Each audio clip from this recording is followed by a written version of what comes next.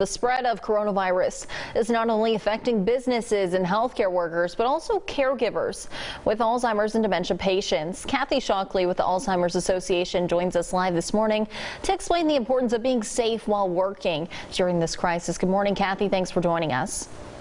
Good morning, Cynthia. Thank you for having me. Absolutely. It's our pleasure. So I understand the Alzheimer's Association has released some caregiver tips relating to COVID-19. Can you tell us a little bit more about that?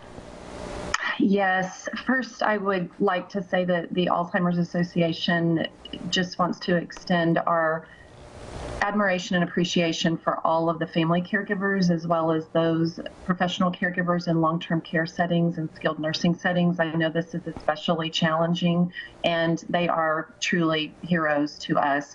The Alzheimer's Association, we have a very robust website, and we've added some COVID-19 tips for caregivers. There's some for within a professional setting, but also for those family caregivers who are caring for someone at home. There may be families out there who have brought someone home that was not otherwise usually living with them. And so we've put out some tips. And while science tells us at this point that the diagnosis of Alzheimer's disease does not necessarily place someone at higher risk for developing COVID-19, we of course know that the complications that come from having that disease, some of those comorbidities, and especially the memory loss that will impact someone's ability to just follow some of those basic guidelines for keeping themselves safe, such as the hand washing. So a few of the tips that we have on that site for families is to really watch for increased confusion in your loved one. For someone with Alzheimer's or dementia, increased confusion is often one of the very first signs of infection, and because they may not be able to express to you what they're feeling, some of those physical symptoms, it manifests itself in increased confusion. So if you notice that, call your doctor right away. It's not recommended that you go to the emergency room unless your loved one is running a high fever or having a shortness of breath. We certainly don't want anyone being exposed to something unnecessarily if their doctor can manage this by phone. Of course, with that hand washing, we know what an impact music can have with someone. So that tip of singing happy birthday twice while you're washing your hands and really encouraging your loved one to keep those hands safe, working with your pharmacist to fill those prescriptions for a longer amount of time than the typical 30 days.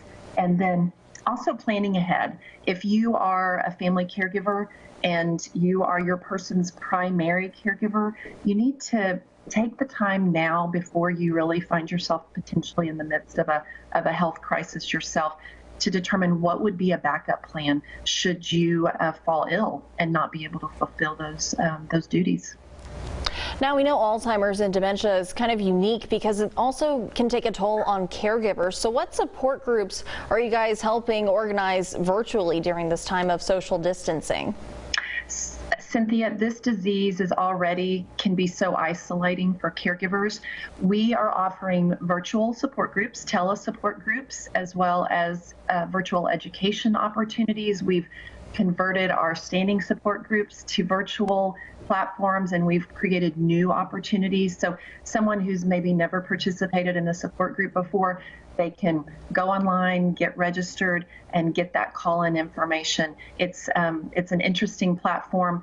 It's limited to 14 people per group, so the facilitator is trained on how to navigate the conversation virtually and make sure that everybody on that call has an opportunity to share should they should they wish.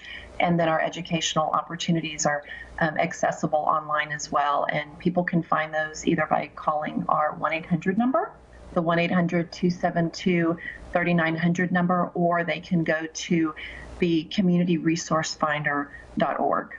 All right, Kathy, thank you so much for chatting with us this morning. Absolutely, and we're working with a lot of agencies to provide virtual education for their groups, and if anybody is interested in us doing that for them as well, just call that 800 number and let them know, and we're happy to work with them to make that happen. For sure. Thank you.